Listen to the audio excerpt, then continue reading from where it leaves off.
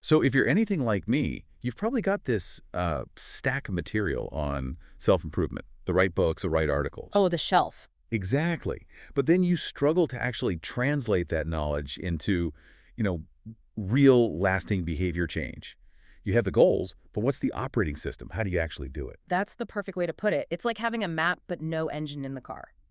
Today, that's what we're deep diving into, the actual architecture of making change stick. We're looking at those tiny marginal gains, the so-called atomic habits. And we're going to try and distill the blueprint for turning that small daily effort into, well, remarkable long-term results. So our mission here is to figure out how these almost invisible changes compound and why focusing on the process, not the outcome, is maybe the ultimate shortcut. It is. And to do that, we absolutely have to start with the legendary turnaround of British cycling. Oh, this story is incredible. It is. Before 2003, British riders were, I mean, to put it mildly, they were irrelevant. It's not on the map. Not at all. They'd won a single Olympic gold medal since 1908, 100 years of mediocrity. It got so bad that a top European bike manufacturer actually refused to sell them bikes. They refused. Why? They were worried it would hurt their brand to be associated with them. That is just brutal. But then things changed. They hired a new performance director, Dave Brailsford. And he brought in this, well, what at the time was a revolutionary philosophy, the aggregation of marginal gains. Right. And Brailsford's whole idea was, pretty simple. He said, forget looking for one massive breakthrough. Don't search for the silver bullet. Exactly. Instead, if we break down everything that goes into riding a bike, the mechanics, the physiology, even the psychology, and improve each tiny thing by just 1%, those changes will add up to something huge. Okay, let's talk about these 1% improvements because they went so far beyond just the bike itself. They really did. They tested different massage gels to see which one helped muscles recover fastest. They hired a surgeon to teach the riders the absolute best way to wash their hands just to cut down on colds and infections. That's a level of detail. And they also obsessed over the environment, right? Customizing pillows and mattresses for each rider's optimal sleep. For every single rider. But my absolute favorite example, and this shows just how granular they got, was painting the inside of the team truck white. A white truck? Why? What does that do? So that any tiny speck of dust or dirt could be spotted immediately. So the bikes were always perfectly clean. Meticulously. Now, individually, none of those things is a game changer. But you add them all up. And the results were, they're staggering. Just 5 years later, the British team completely dominated the 2008 Olympics. And over the next decade, 178 world championships, 66 Olympic medals. It all comes back to the undeniable mathematical power of compounding. If you get 1% better every day for a year, you don't end up 365% better. You end up 37 times better. That 1% difference, when it's repeated, it's exponential. It is. So why do most of us fail to stick with these 1% changes? Because for the first couple of months, you see basically nothing, right? The results are invisible. That's the critical point. We wildly overestimate the importance of one big defining moment, a New Year's resolution, some massive new diet. Right. And we underestimate the power of these small daily improvements precisely because you don't get that immediate hit of gratification. And this is why we have to talk about focusing on systems over goals. Let's define that. Goals are the results you want. Lose 10 pounds, win the championship. And systems are the processes that get you there. Your daily habits, how you run practice, your morning routine. So why is the system more important? Because achieving a goal only changes your life for that one moment.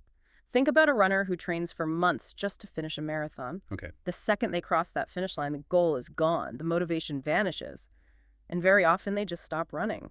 It's that classic yo-yo effect. So the goal was achieved, but the system that got them there was only temporary. Exactly. If you only focus on results, you're only solving things for a moment.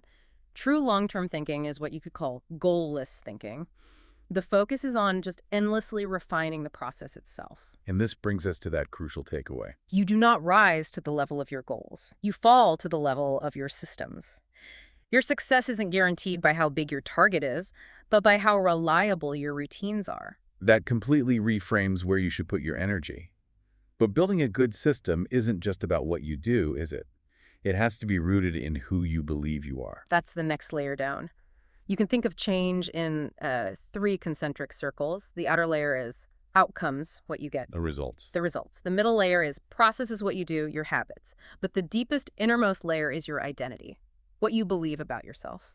And if that core identity doesn't shift, any changes you make are just fragile. They're temporary. If you don't see yourself as a writer, forcing yourself to write every day is a constant battle against yourself. It's exhausting. There's a great little story about this with the entrepreneur Brian Clark and his nail-biting habit. Yes, he'd chewed his nails for years, tried willpower, failed again and again. What finally worked was deciding to get a manicure once his nails grew out a little bit. And it stuck.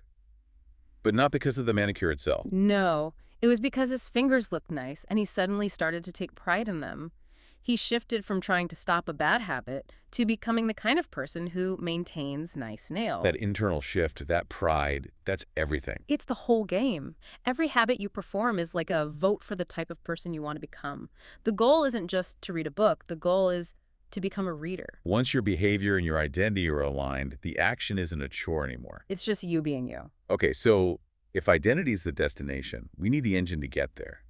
What's the fundamental science behind how a belief turns into an automatic action? For that, we need to look at the 4 stages of habit formation. It's a feedback loop that's the backbone of every single habit, good or bad. It starts with stage 1, the cue. The cue, so the trigger. It's a trigger, yeah. Yeah. It's a bit of information that predicts a reward. The smell of coffee, the vibration of your phone, the sight of your couch at the end of the day, your brain is constantly scanning, asking, where's the reward? And that leads to stage 2, the craving. The motivational engine. But here's the key thing. You don't actually crave the thing itself. You crave the change in internal state that it delivers. So you don't crave the cigarette, you crave the feeling of relief from stress. Precisely. You crave the feeling. After that comes stage 3, the response, which is the actual habit. And finally, stage 4 is the reward. And the reward isn't just about feeling good. No, its main job is to teach the brain. It says, hey, that was worthwhile. Let's remember to do that again. The brain is basically a prediction machine, and habits are just the shortcuts it's learned from experience. So now that we have that loop cue, craving, response, reward, how do we use it? We need a practical framework. And that brings us to the 4 laws of behavior change. And of course, they're inversions for breaking bad habits. This is the user manual for that prediction machine. Law 1, make it obvious. And the inversion to break a habit is make it invisible. You know, we often think we lack motivation when really what we lack is clarity. We just need to make it incredibly clear what to do next. That's the power of what's called an implementation intention. That British exercise study is the perfect example. It is. The group that made a specific plan, I will exercise for 20 minutes at 7 a.m. in my living room, had a 91% follow-through rate. 91%. And the control group, who just said they'd exercise. Only 35%. That simple act of pre-deciding removes the friction. You're not waiting for inspiration. And you can also design your environment. What we see is what we do. Like that hospital cafeteria study. They didn't ban soda. They just made water more visible in all the refrigerators. And water sales shot up, soda sales dropped. They just made the healthy choice the obvious choice.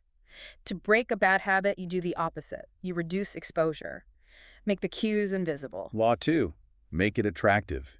Inversion, make it unattractive. This one is all about dopamine. It's all about the anticipation of pleasure. I find this so fascinating. The dopamine spike happens before the reward, right? When you anticipate it. Exactly. It's the anticipation that drives the action. So to build a good habit, we need to make it more attractive by linking something we need to do with something we want to do. That's temptation bundling. The engineering student Ronan Byrne is the hero of this idea. He is. He wanted to watch Netflix, but he knew he needed to exercise, so he hacked his stationary bike so it would only power his TV if he was pedaling at a certain speed. That's genius. So for you listening, that could be only listening to your favorite podcast while you're doing the dishes. Or only getting that fancy coffee on days you go to the gym. And another huge part of this is social influence. If you want a habit to be attractive, join a culture where that habit is the normal behavior. Law 3, make it easy. Inversion, make it difficult. This is all about the law of least effort. We are wired to conserve energy. We will always gravitate toward the option that requires the least work. Friction is the enemy. The ultimate example of increasing friction has to be Victor Hugo. Oh, absolutely. To force himself to write The Hunchback of Notre Dame, he had an assistant lock away all of his clothes, leaving him with just a big shawl. So it was just physically difficult for him to go outside. He literally couldn't. But for the rest of us, it's about priming the environment. Make the next action easy. Lay out your workout clothes the night before. And the most powerful tactic here is the 2-minute rule. It's a game changer. You downscale your habit into a gateway habit that takes less than 2 minutes to do. So run 3 miles becomes put on my running shoes. Write for an hour becomes open my laptop and write one sentence. You just ritualize the very first step. Once you've started, momentum often takes over. Okay, last one. Law 4. Make it satisfying. Inversion. Make it unsatisfying. And this all comes down to the cardinal rule of behavior change. What is immediately rewarded is repeated. Here's the conflict, though. Our brains evolve for an immediate return, world-find food, feel good now. But we live in a delayed return world. Exactly. The reward for a good habit, like saving money or eating healthy, is months or years away. But the reward for a bad habit, that hit of sugar, that cigarette, is instant. Our biology is fighting our long-term goals. So we have to find a way to add some immediate satisfaction to good habits. We have to. Look at that hand-washing study in Karachi. They gave one group of people a really nice, pleasant-smelling soap. Safeguard soap. Right. And that immediate reward, the nice smell, the good lather, made the habit satisfying in the moment. And because of that, it stuck, and disease rates plummeted. So the key was making it feel good right now. And you can do this with tracking too, right? The paperclip strategy. Yes. The stockbroker who moved one paperclip from a full jar to an empty one after every single sales call. It's just a tiny visual signal of progress. But it's immediate. It's satisfying. And for the inversion making a bad habit unsatisfying, you need an immediate cost. You need an accountability partner and a habit contract. Like the guy who had to pay his friend and wear the hat of his most hated rival sports team if he missed a workout.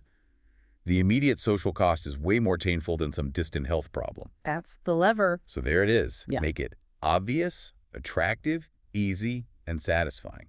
That's the operating system. It lets you build better systems instead of just chasing temporary goals. It shifts your focus to building an identity. But let's ask one final question. If you do all this, if you master the system, what's the biggest threat that can still derail you? What gets in the way of the person who has it all figured out? It isn't failure. An elite coach was once asked what separates the best athletes from everyone else. And he said the greatest threat to long-term success is something nobody ever talks about. And that is It's boredom. boredom. It seems too simple. Think about it. Anyone can work hard when something is new and exciting, when you're getting those quick beginner's gains.